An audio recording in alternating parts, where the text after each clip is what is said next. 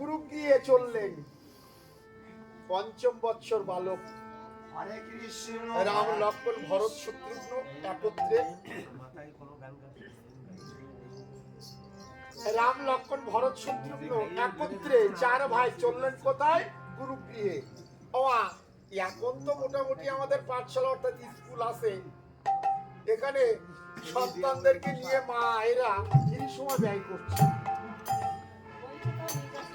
মারা নিয়ে যাচ্ছে। কিন্তু মারা যদি ওই ক্লাসে গিয়ে অধ্যয়ন করতেন তবে ভালো হতো। কিন্তু তখনকার সময়ে গুরু গৃহে সন্তানদেরকে ধুয়ে আসতে হতো, মা বাবার সঙ্গে সাক্ষাৎ করতো না, এমনি ভাবে 12টা বছর সেখানে অবস্থান করতে হতো।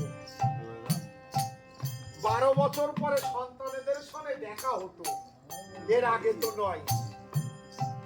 তাহলে আজকে গুরু গৃহে তাহলে সূর্যবংশীয় কুলগুরুকে আর কেউ নয়, বৈশিষ্ট্য মুনি।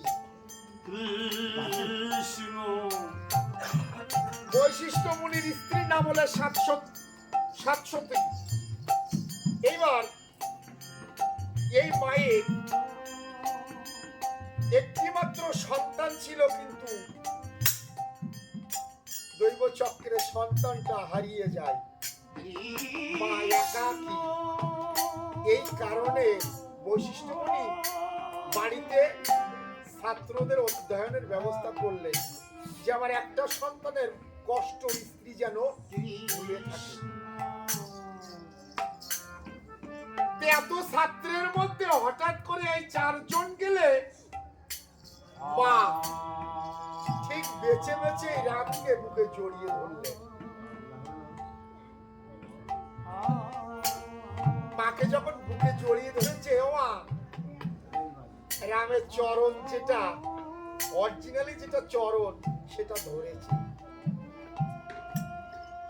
সত্যিকারের রামের চরণ যখনই মা ধরেছে কোলের পরে তুলে, তখন হাত দিয়ে দেখে যে চরণটা কেন জানি গরম।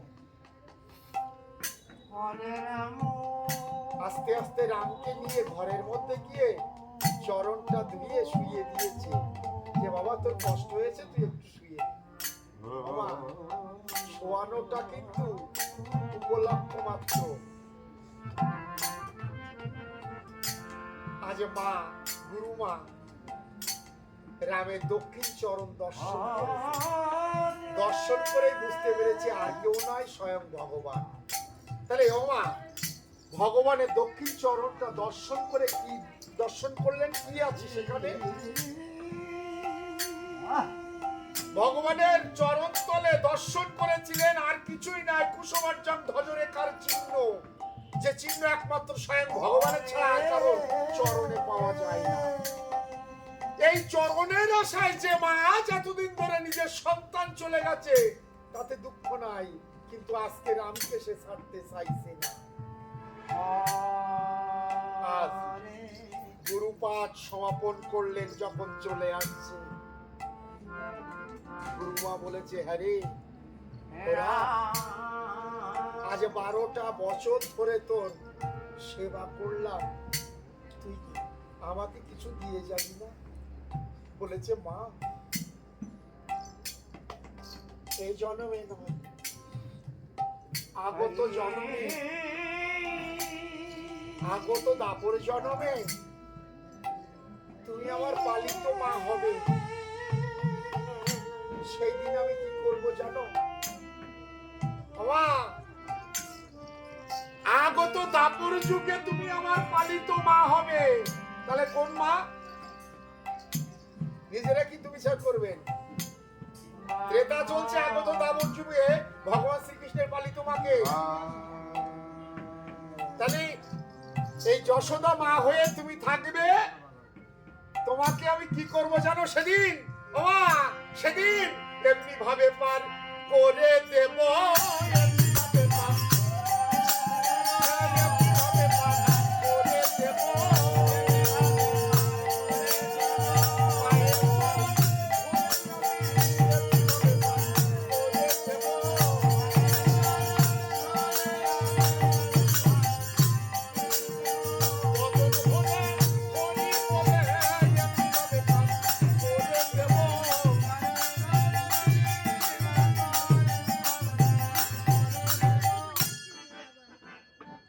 তাহলে ওমা দুঃখ করো কেন? এ জন্মে নয়, আগত জন্মে তুমি আমার পালিত মা হবে, এবং মা হলে পরে তোমাকে আমি এমনি ভাবেই পার করে দেব। এই কথা বলিয়ে রাম আসিলেন নিজের ঘরে। 12 বছর যখন হয়ে গেছে, তাহলে এইবার বিশ্বামিত্র মুনি ধ্যাননেত্রে দেখতে পান ওই যে প্রথমে যে মুনির কথা বলেছিলাম যে ভগবান আসবে। আজ সেই বিশ্বামিত্র মুনি আসছে রামকে নিতে।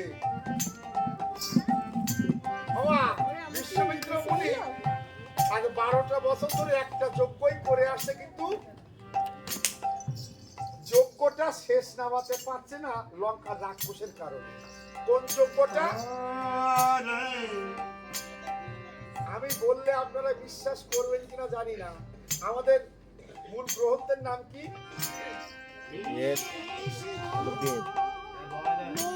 জোরে বলো। আমাদের মূল গ্রন্থের নাম হলো বেদ। এই বেদের কয়টা সেকশন? কয় ভাগ? 4টা। এইবার এই বেদের মধ্যে একটা অংশ আছে যেখানে চিকিৎসা শাস্ত্র উদ্ভাবন করা হয়েছিল। এই একটা সেকশন হচ্ছে, সেটা হলো অথর্ব। এই অথর্বের মধ্যে যে শাস্ত্র চিকিৎসা আছে, এখনো কিন্তু বাজার ঘাটে কিন্তু এই বেদের নামকরণ করা আছে চিকিৎসা শাস্ত্রে।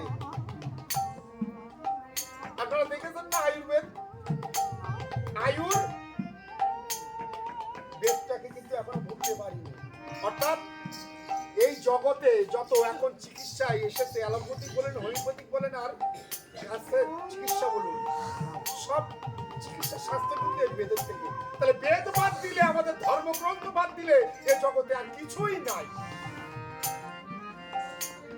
তাহলে বিশ্বামিত্র মুনি এই অথর্বের একটা অংশ চিকিৎসা শাস্ত্রের জন্য পেয়েছে এবং সেটাকে যজ্ঞ করে সবার মাঝে ছড়িয়ে দিতে চাইছেন, কিন্তু যজ্ঞটা পূর্ণ করতে পারছেন না। রাবণের রাক্ষস সেনাপতি সুবাহু এসে যজ্ঞটাকে লণ্ডভণ্ড করে দিচ্ছে। তাই বিশ্বামিত্র মুনি এসেছে রামকে নিতে, মনের আনন্দে এসে রাজা দশরথের কাছে চাইছে। বাবা, রাজা দশরথ কি এমনি ভাবে রামকে দেবে? কেননা পূর্বে সেই অভিশাপের কথা তার মনে আছে কি? আছে। অন্ধমুনি কি অভিশাপ দিছিল? যে পুত্র শোকে তোমার প্রাণ যাবে। তাহলে এমনি ভাবে সে দিবে না। তাই বিশ্বামিত্র মুনিকে আজ চলে যেতে বলেছে। বিশ্বামিত্র মুনি ক্রোধ ভাবে বলছে, শোনো রাজা, অভিশাপ করব, দাও তুমি। বলেছে, মুনি তুমি আজ সবকিছু চাও, আমি রাম লক্ষ্মণকে দেব। অভিশাপ করব, দাও। দিচ্ছে না। কুলগুরু বৈশিষ্ট্য মুনি আমার আজ রাজা দশরথকে ডেকে ডেকে বলেছে, হে রাজা, দিলে তো ভালো, না দিলে কিন্তু পূর্বপুরুষের ন্যায় তোমাকেও কিন্তু শ্মশানবাসী করবে।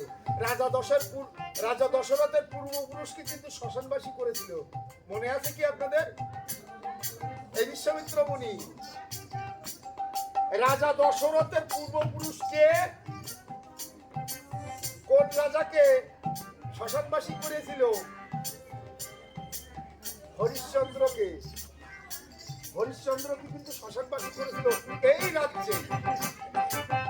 এমনি ভাবে যখন বলেছে, বললো তবু আমি দেব না, অভিশাপ করবে। এমন সময় রাজা চরণ ধরেছে, ধরে এমনি বলেছে, উনি এইবার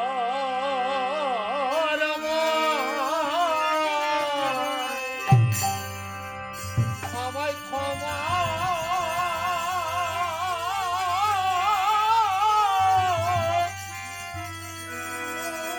করো।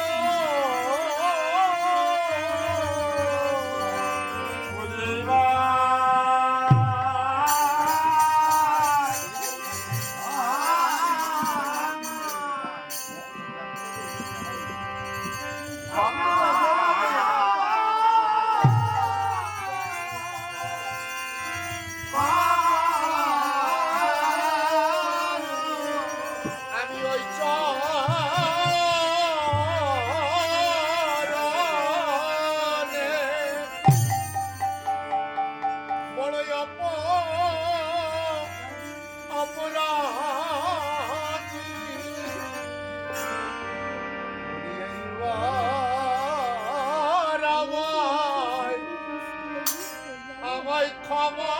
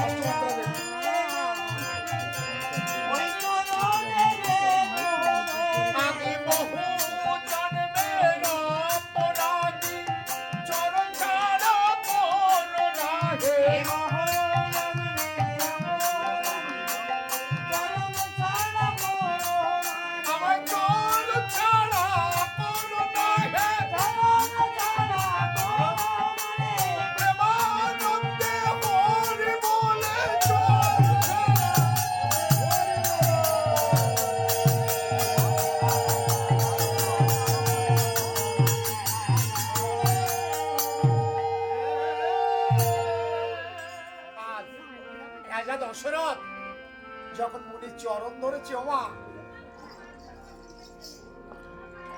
চরণ যখন ধরেছে, রামচন্দ্র ছুটে এসে বলেছে, বাবা তুমি একজন রাজা হয়ে সামান্য একজন মুনির চরণ ধরেছ। মুনির চরণ ধরা দেখে রামচন্দ্র এসে বাবাকে জিজ্ঞাসা করলো, আজ বিশ্বামিত্র মুনি রামের ধরেছে। যখনই ধরেছে রাজা দশরথ এমনি ভাবে তুলে দিলেন, পদকর্ত অগ্নি বললেন, কি বললেন? ও মুনির কি আনন্দ হয়েছে আজ।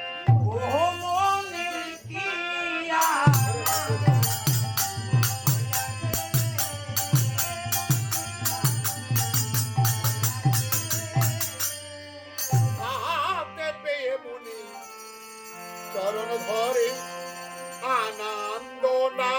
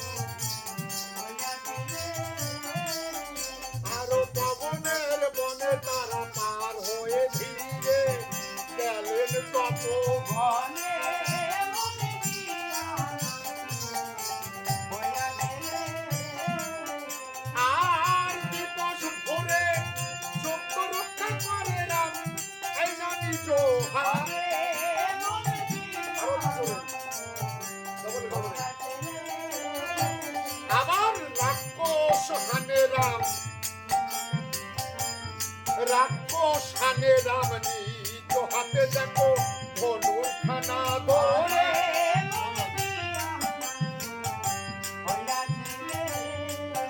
আর এমনি ভাবে যোগ্য পূর্ণ করে রাম এমন হাতে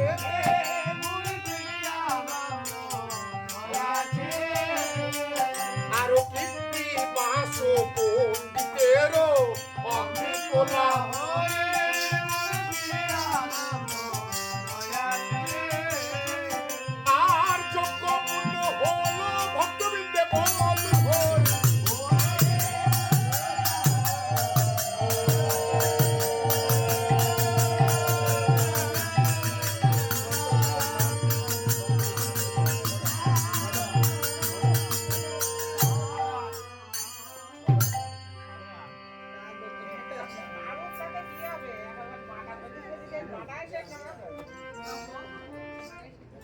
আমাকে যে টাইম ধরিয়ে দেবেন আমি ঠিক টাইমে চলে যাবো। আর যদি বলেন যে না টাইম ধরা নেই, এই কোথায় আছেন? কিরা ও জুড়ি এলাকাতে বলতেন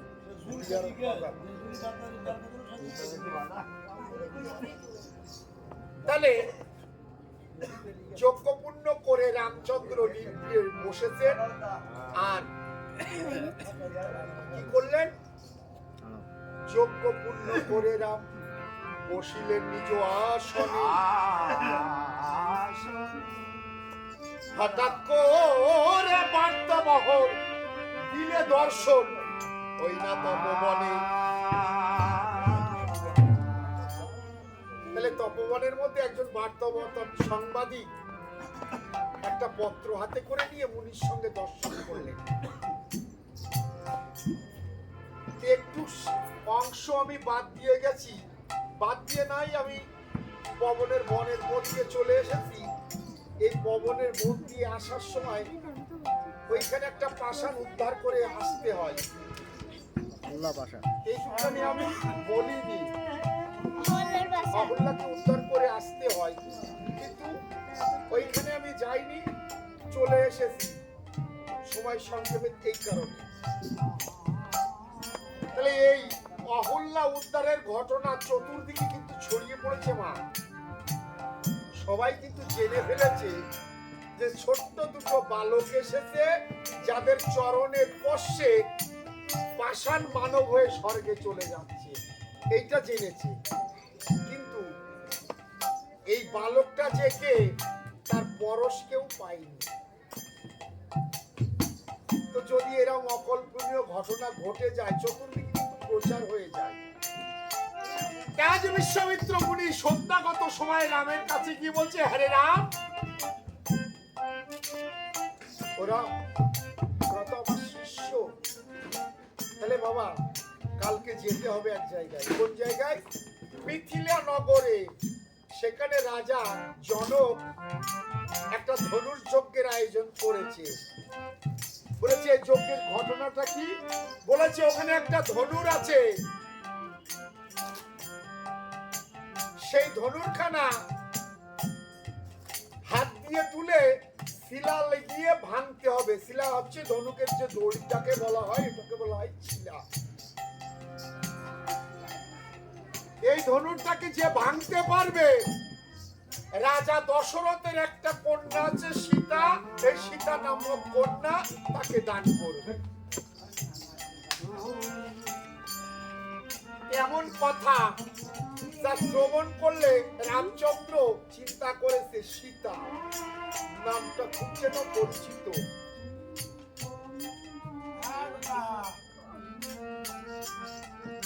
তাহলে ছোট করে একটুখানি বলি, সীতার পিতার নাম কে বা তার মাতা মনে করতে থাকুন আপনারা।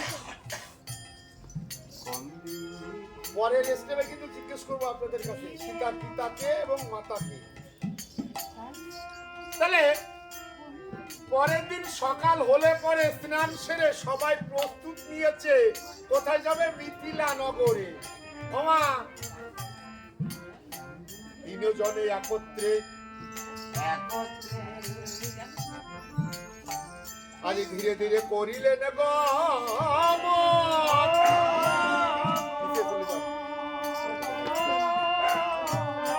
আজ গঙ্গার ঘাটে গিয়ে তারা দিল দর্শন। তাহলে গঙ্গার ঘাটে গিয়ে দর্শন দিচ্ছে। বিশ্বামিত্র মুনি কিন্তু এই ঘাটে নিত্য পার হয়ে যায় বিনা করিতে। তাহলে আজকে একা পার হতে বিনা করিতে, আজকে কিন্তু বিনা করিতে পার হতে পারবে না, কেননা মাথারও দুটো বেশি। বিশ্বামিত্র নিজেই বলছে ও লক্ষণ বাবা বিনা করিতে তো আজকে আর পার হওয়া যাবে না। তাহলে তুমি দেখো যে এই তপবনের মধ্যে কত মুনি ঋষিরা আছে বসে, তাদের থেকে কিছু পাতই এনে দাও, তুমি গঙ্গার ঘাট অনায়াসে দেবে মাধব পার করে। তাই উপস্থিত ভক্তমণ্ডলী আজ ভগবান সেবার জন্য আপনারা যে যা পারেন দান করুন। বনবাসী